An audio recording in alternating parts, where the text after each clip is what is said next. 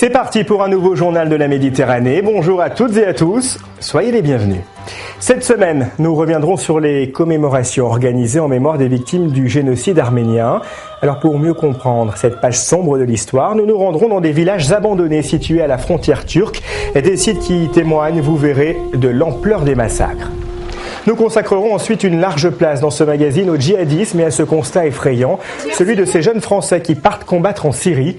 L'occasion pour nous de suivre des mères de famille bien décidées à rétablir l'ordre dans leur quartier avec tendresse mais fermeté, histoire notamment d'éviter à ces jeunes de basculer, leur nom la Brigade des mères. Enfin, nous rejoindrons le MUSEM à Marseille pour une belle leçon de tolérance. Le musée consacre en effet une exposition au partage des lieux saints. En clair, nous verrons que les religions ont eu de nombreux points communs tout au long de leur histoire.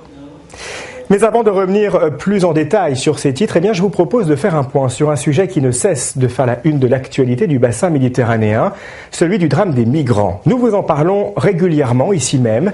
Le point commun entre la plupart de ces tragédies reste la Libye, où la situation chaotique favorise l'explosion du nombre de migrants.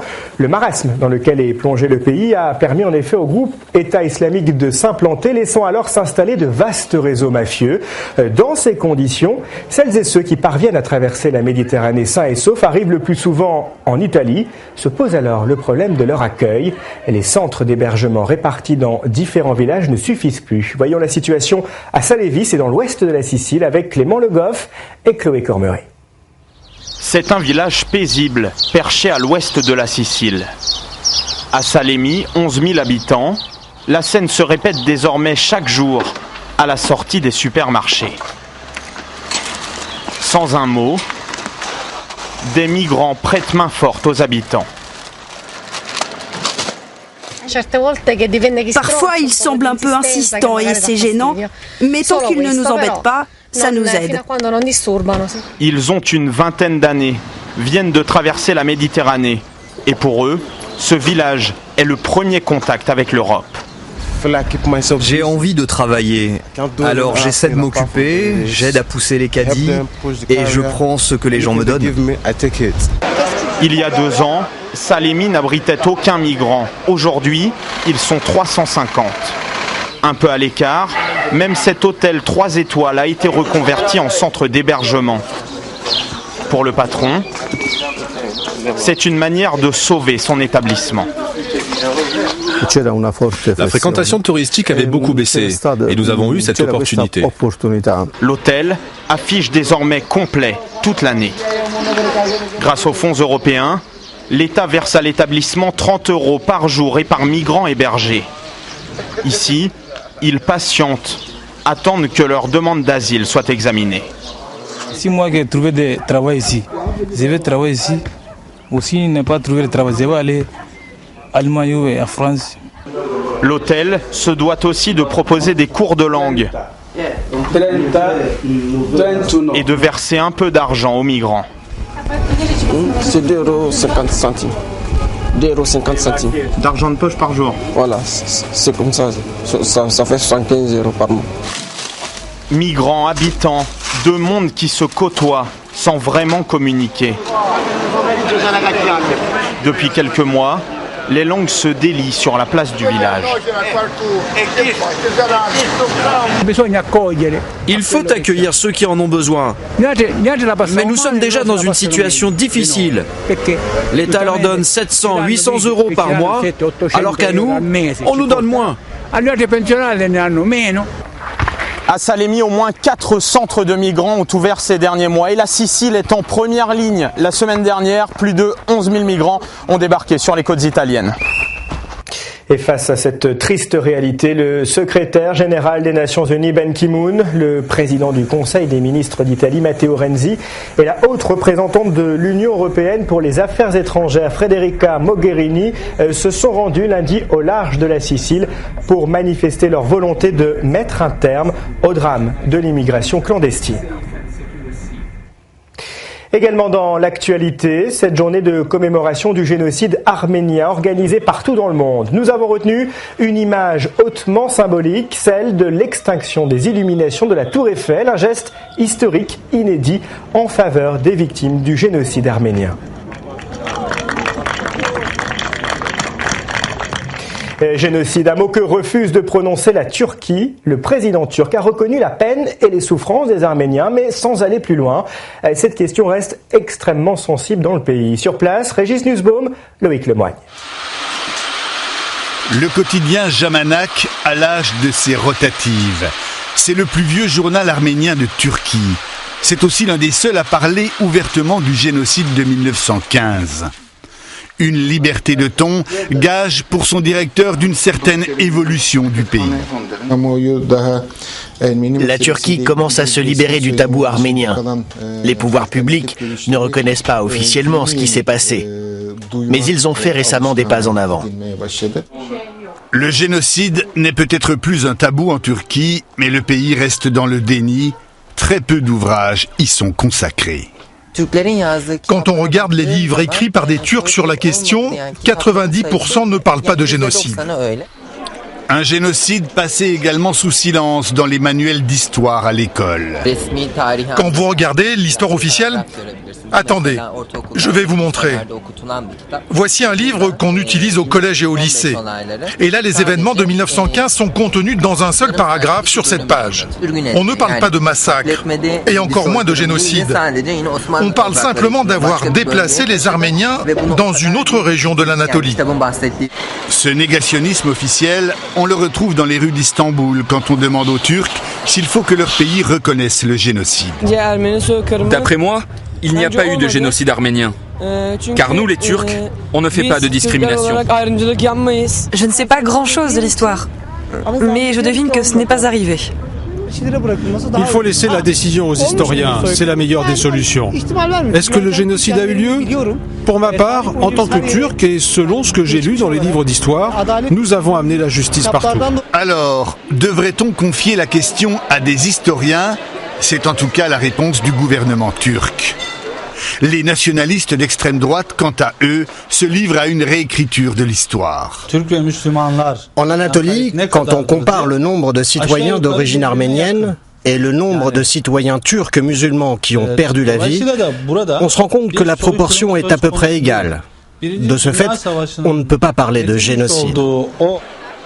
Pour la Turquie, la reconnaissance du génocide arménien représenterait une révision déchirante sur le plan moral, mais aussi sur le plan matériel.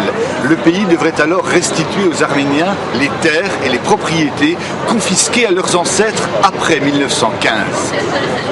Un génocide qui, rappelons-le, a fait près d'1,5 million de victimes dans la population arménienne de l'Empire turc. Alors pour tenter de mieux appréhender cette page sombre de l'histoire, eh bien je vous propose de rejoindre des villages arméniens abandonnés dits fantômes. Situés à quelques mètres seulement de la frontière turque, ces vestiges témoignent de l'ampleur des massacres. Voici Kharkov, un village fantôme. Ici en 1915 vivaient 250 Arméniens, hommes, femmes, enfants. Presque tous ont été exécutés par les soldats turcs. 100 ans plus tard, Varandout Vardanyan est la dernière des descendantes des survivants à vivre ici. Elle voue aux Turcs une haine éternelle.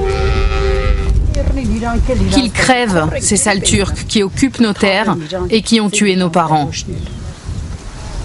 La Turquie, Varandout la voit tous les jours, au bout de son jardin. À 300 mètres seulement, le premier poste militaire. Il est implanté à Ani, un site légendaire.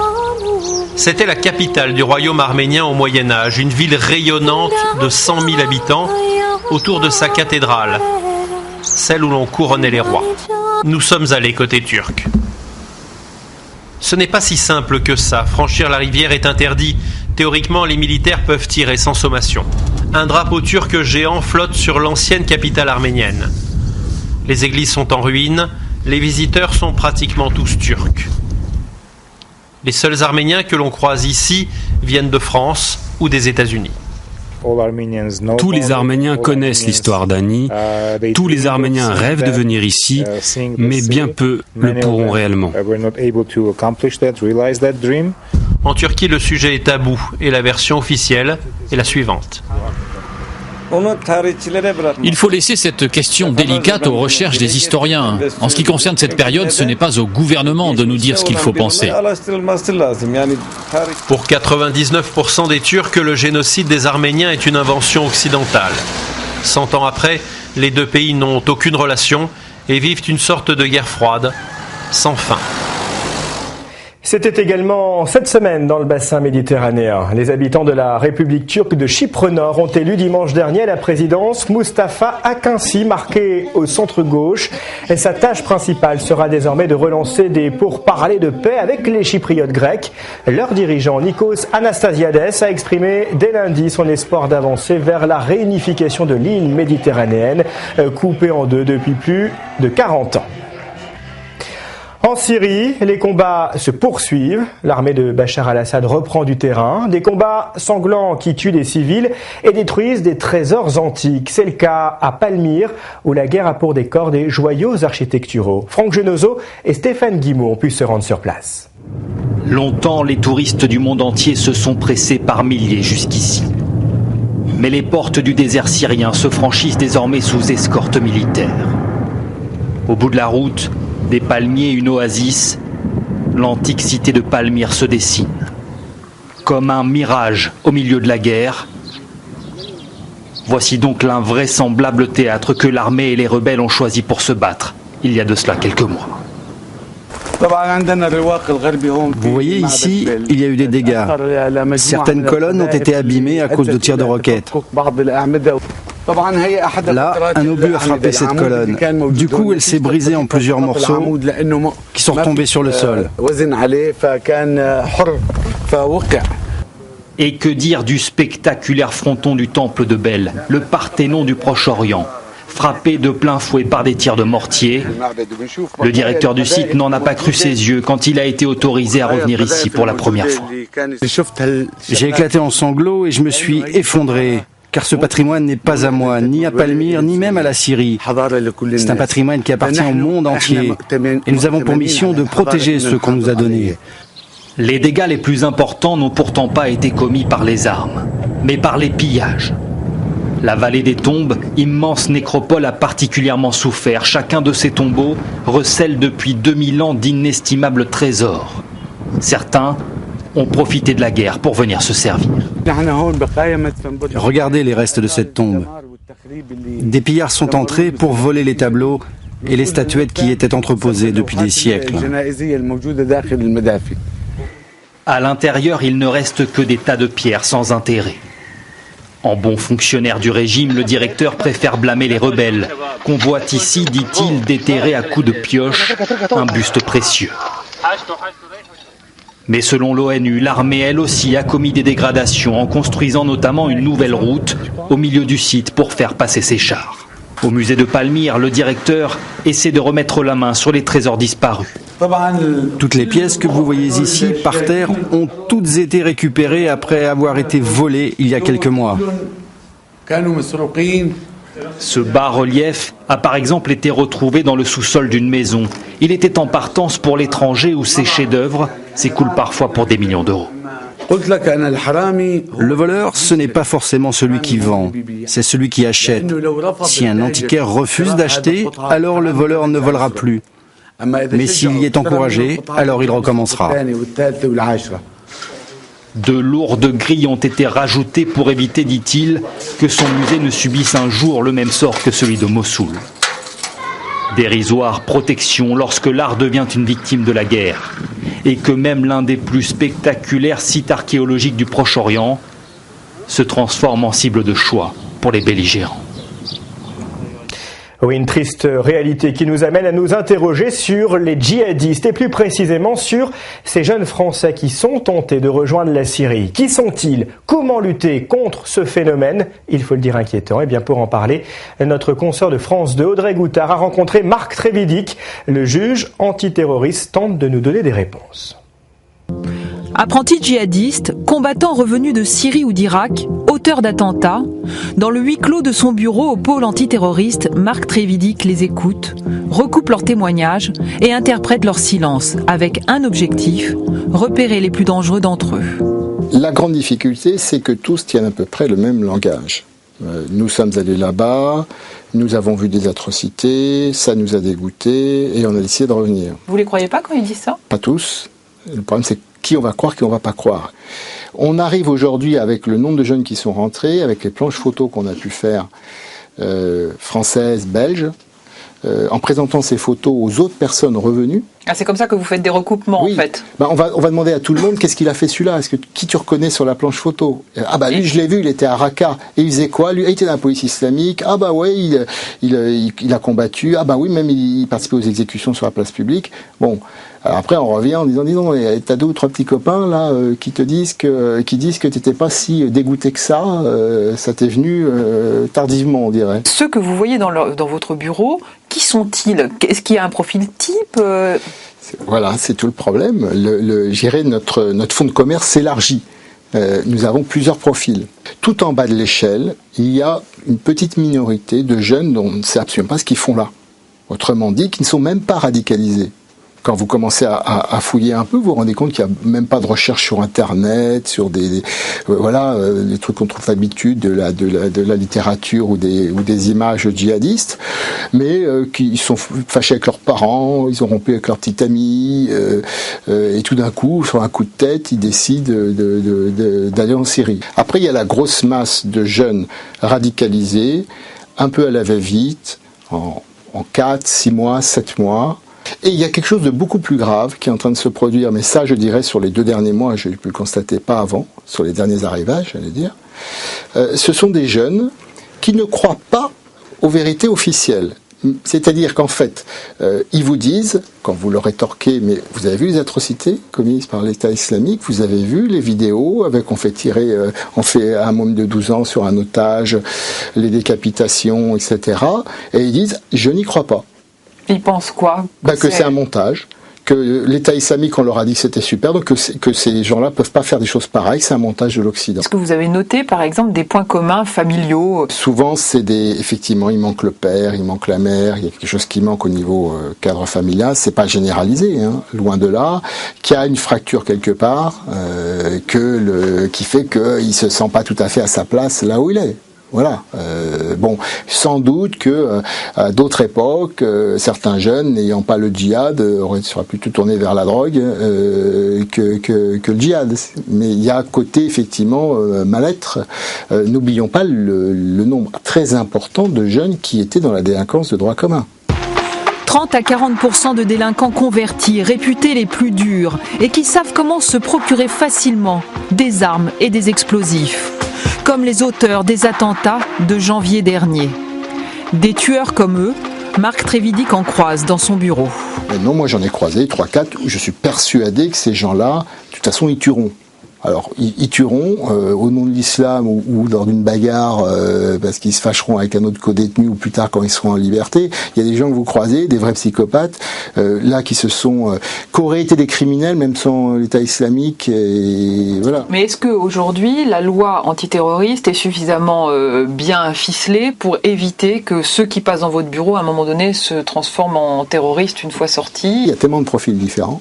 Il y a des assassins en puissance, des terroristes aguerris, des djihadistes professionnels, et puis il y a tous ces petits jeunes, certains qu'on a arrêtés avant même qu'ils partent en Syrie, vous imaginez, qui ont 18, 19 ans, on peut parfaitement les sauver, mais si on les met avec les autres, les durs de durs, ils seront des bombes humaines dans 4-5 ans. Le juge l'affirme. La solution, ce serait de prendre en charge psychologiquement ces jeunes gens dès leur entrée en prison, avant qu'il ne soit, une fois de plus, trop tard. Et justement, pour éviter qu'il ne soit trop tard pour agir, voyons cette initiative menée par des femmes au dynamisme sans faille. Ces mères de famille arpentent tous les jours les rues de certains quartiers pour partir à la rencontre de jeunes sans repère. Baptisée la Brigade des mères, elle veille sur eux avec tendresse, mais aussi avec beaucoup de fermeté. Leur unique objectif, renouer le lien social, mais aussi et surtout tout faire pour empêcher que ces jeunes ne partent à la dérive.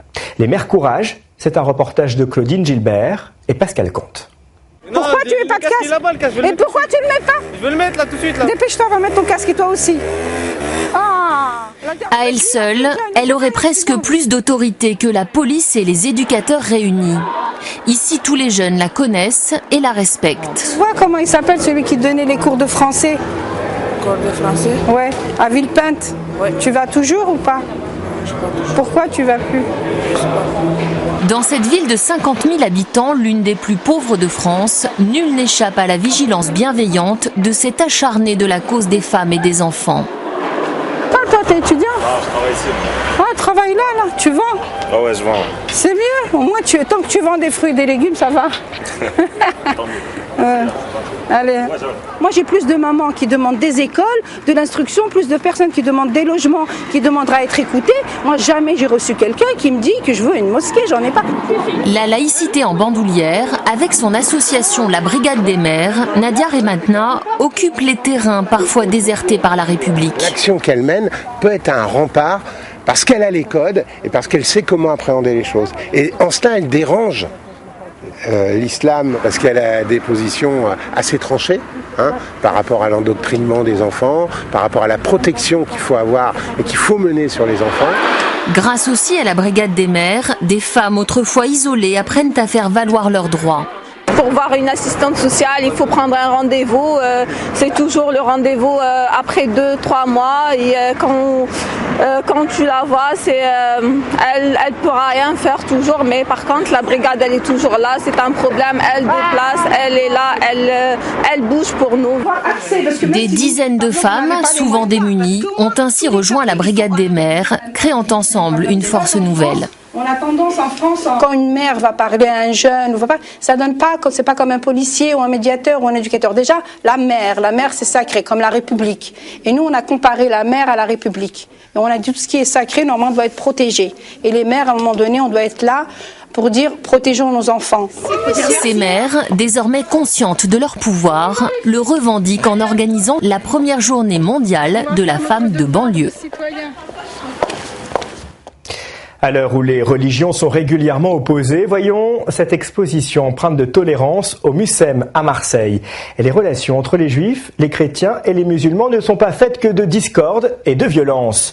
Lieu saint partagé, c'est le nom de cette exposition, rappelle au travers d'objets, d'images et de films que dans le bassin méditerranéen, les religions ont eu de nombreux points communs tout au long de leur histoire. 3 religions, 3 dieux, 3 écritures et une figure commune, celle d'Abraham. Le patriarche à longue barbe est présenté comme le père du monothéisme. Il y a aussi la Vierge Marie, vénérée à la fois par les musulmans et les chrétiens. Marie est un personnage central dans le Coran, qui est le personnage central de 2 sourates, qui est cité, si je ne me trompe, 34 fois nommément dans le Coran, alors qu'elle est seulement 19 fois, je crois, dans le Nouveau Testament. Outre ces figures emblématiques, le Mucem présente au travers de nombreux objets, mais aussi de films, les lieux saints partagés. À Marseille, par exemple, les musulmans viennent implorer Notre-Dame de la Garde et à Alger, la basilique Notre-Dame d'Afrique invite à prier pour les musulmans.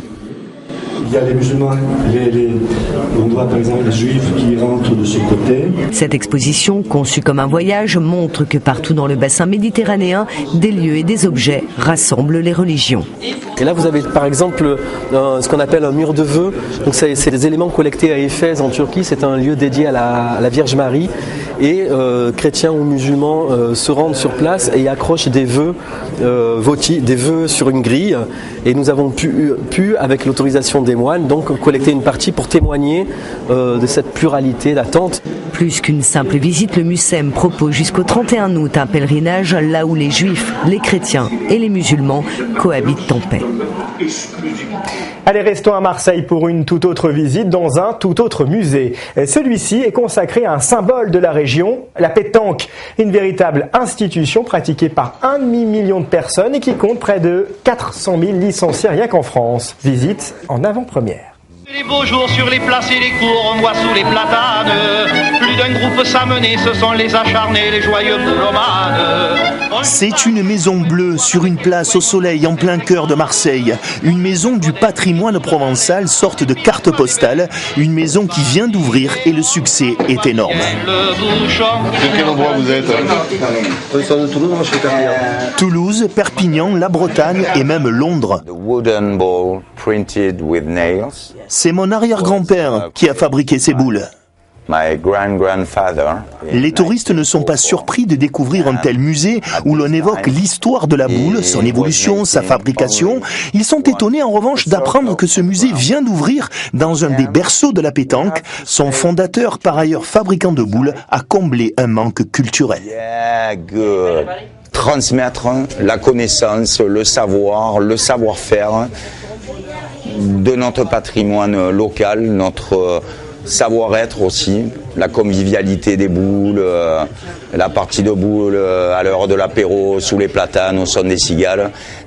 Tout ça c'est Marseille, c'est la Provence. Le cliché à la peau dure, mais les touristes sont ravis. Ils peuvent jouer gratuitement, acheter une triplette sur mesure et s'instruire sur l'histoire des jeux de boules. Je savais juste pas qu'on pouvait avoir autant de variétés de boules différentes, n'est-ce pas? Matière, coloris. Et puis ce petit terrain là, j'avoue que j'ai envie d'essayer. On joue pestanco. Pestanco, ça veut dire les pieds tankés, les pieds au sol. Les pieds sur terre, mais pas de boule au ventre. Ce musée est une véritable invitation au bonheur et à la culture provençale. De belles images que je vous invite à revoir sur notre page Le Journal de la Méditerranée sur Facebook. N'hésitez pas par ailleurs à laisser vos remarques et vos suggestions. Allez, je vous emmène prendre un bon bol d'air en cette période de vacances scolaires au large de la Grande Motte dans l'Hérault. C'est aussi ça la mer Méditerranée. Des passionnés d'ornithologie vous invitent à embarquer à bord de leur bateau pour admirer au plus près les oiseaux. Au programme, 4 heures de navigation à l'affût du plus beau spécimen. Une sortie en mer qui séduit les amateurs de belles photos. Isabelle Brie, Nicolas Mutel.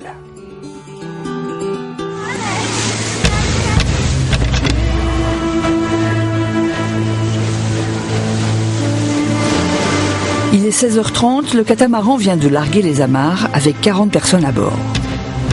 À l'arrière, Aurélien jette du poisson pour attirer les oiseaux. Très vite, ils sont des dizaines à se disputer la nourriture, au grand plaisir des photographes.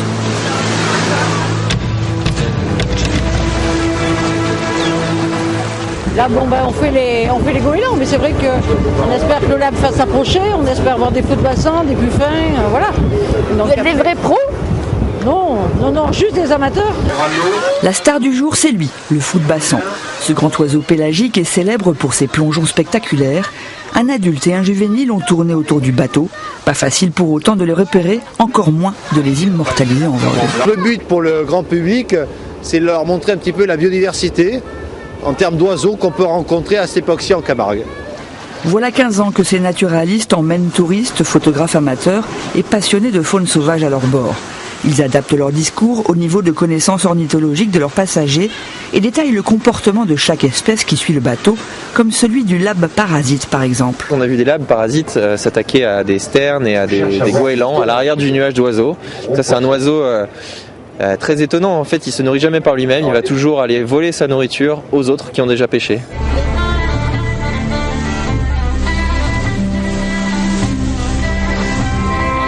Au total, une bonne dizaine d'espèces d'oiseaux marins ont été observées lors de cette balade qui s'est achevée à la tombée de la nuit.